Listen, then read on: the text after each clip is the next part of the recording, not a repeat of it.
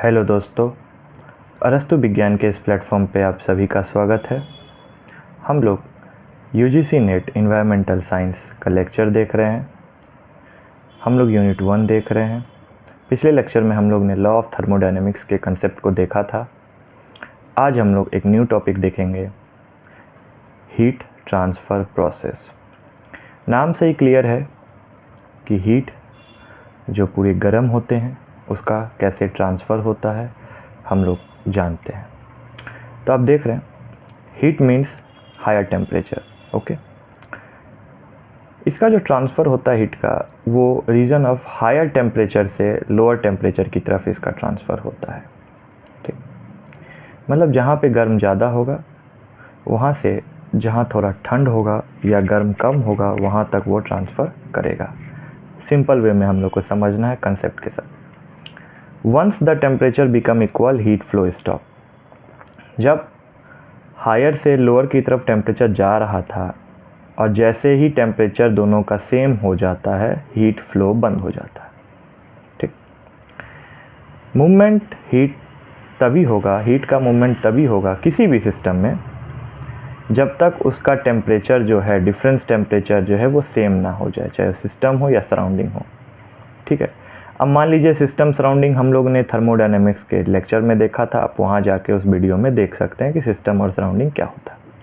ठीक, क्योंकि कहीं पे टेम्परेचर ज़्यादा होता है, कहीं पे टेम्परेचर कम, इसीलिए ज़्यादा से कम की तरफ टेम्परेचर को जाना होता है। इसीलिए the movement of heat across the border of the system due to difference in temperature.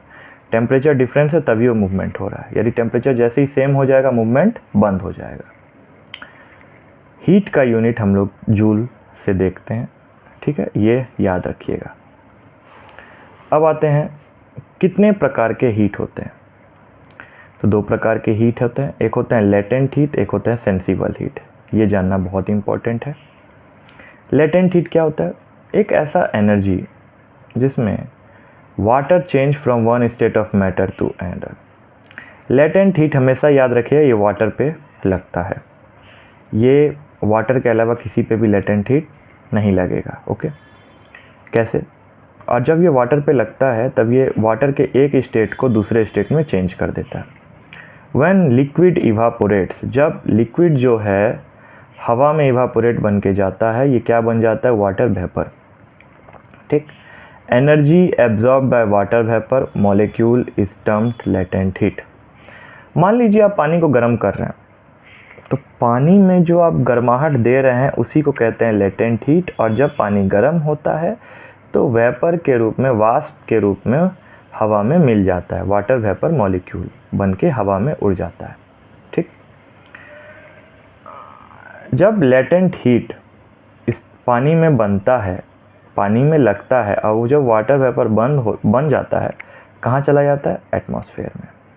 कब? During condensation. कॉन्डेंसेशन का मतलब ही यही होता है कि जब वाटर वेपर रिटर्न्स हो तो वो लिक्विड स्टेट में आ जाए, जब क्लाउड का फॉर्मेशन होता है।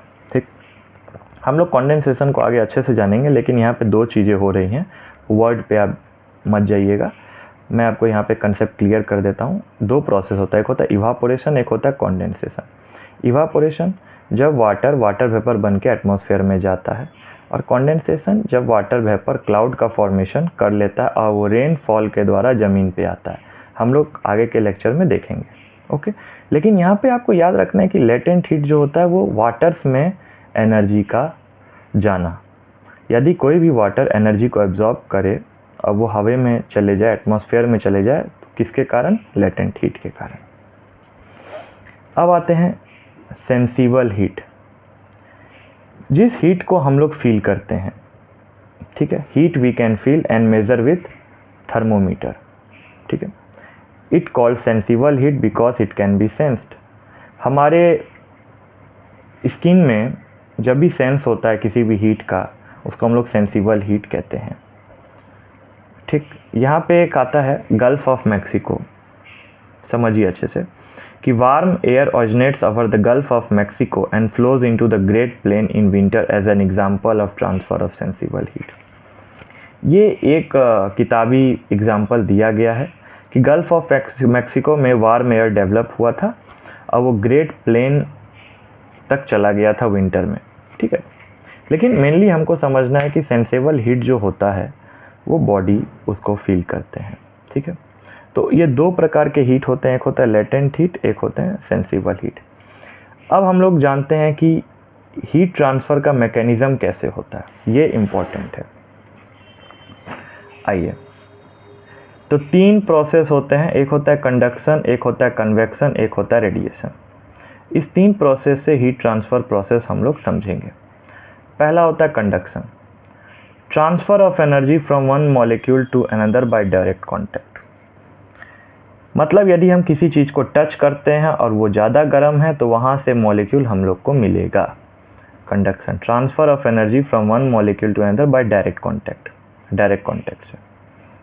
कन्वेक्शन क्या होता है, movement of heat by fluid, water और एयर के थ्रू यदि किसी भी हीट का मूवमेंट हो उसको कन्वेक्शन कहते हैं। और कभी भी हीट का मूवमेंट यदि इलेक्ट्रोमैग्नेटिक वेव के कारण होगा तो उसको हम लोग रेडिएशन कहेंगे। डायग्राम से हम लोग समझेंगे, मैं आगे बताऊंगा। तो हम लोग कंडक्शन को डिटेल में समझते हैं।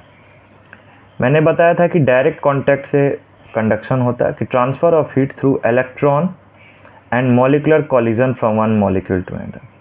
मान लीजिए कोई इलेक्ट्रॉन हो या मॉलिक्यूल्स, दो मॉलिक्यूल के बीच में कोलिजन हो रहा है, टकराव हो रहा है, और उसमें यदि हीट का ट्रांसफ़र होता है तो उसको हम लोग कंडक्शन कहते हैं। मेटल जो होता है गुड कंडक्टर होता है, ठीक। Object that are poor conductor such as air, हवा होता है वो पुअर कंडक्टर होता है, उसमें कंडक्शन का प्रोसेस कम होता है, इसलिए उसको इंसुलेटर कहते हैं। अब मेटल्स हम लोग क्लास 6-7 से पढ़ते आ रहे हैं, ये गुड कंडक्टर होता है, ठीक है। कंडक्टर्स जो होता है वो मोर रीडली होता है सॉलिड और लिक्विड में, where the particles are close together than in gases where particles are further apart. Particles जो होते हैं वो करीब भी आते हैं और निकल भी जाते हैं, अपार्ट, फर्दर अपार्ट, आगे की तरफ बढ़ भी जाते हैं। तो कंडक्शन सबसे हाईएस्ट देखा जाता है सॉलिड और लिक्विड में। अब आइए नेक्स्ट जानते हैं कि कन्वेक्शन क्या होता है। ये मास मूवमेंट में कन्वेक्शन देखा जाता है जब कोई भी हीट का ट्रांसफ़र मास मूवमेंट में हो, जैसे वाटर एयर, उसको हम लोग कन्वेक्शन कहते हैं। कन्वेक्शन तभी देखा जाएगा when there is a difference in temperature between two part of liquid या गैस। लिक्विड हो गया जिसको हम लोग तरल पदार्थ कहते हैं, और गैस तो हम लोग गैस है जिसमें हवा ये सब आ जाते हैं।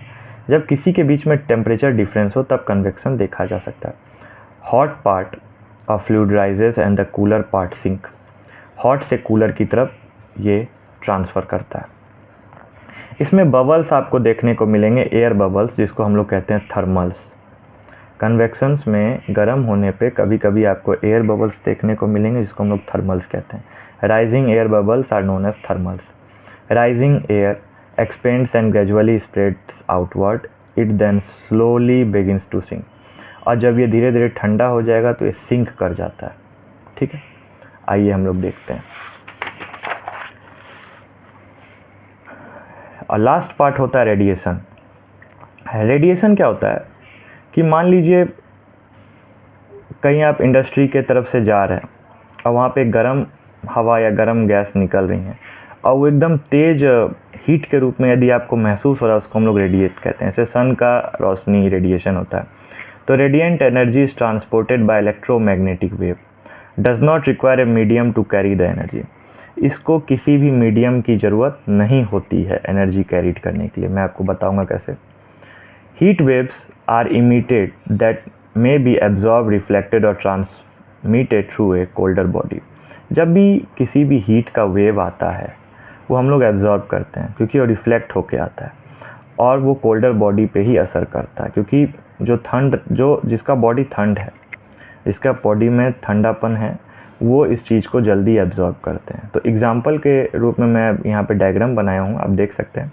मान लीजिए एक जगह आग जल रहा है, ठीक है, आप ध्यान से देखिएगा। तो यहाँ पे एक आदमी हाथ सेक रहा है, ठीक है। तो हाथ सेकने को प्रोसेस को हम लोग कहते हैं कन्वेक्शन, ठीक है। वो हाथ सेक रहा है, उसके बॉडी एकदम ठंड से है तो वो हाथ सेक रहा है।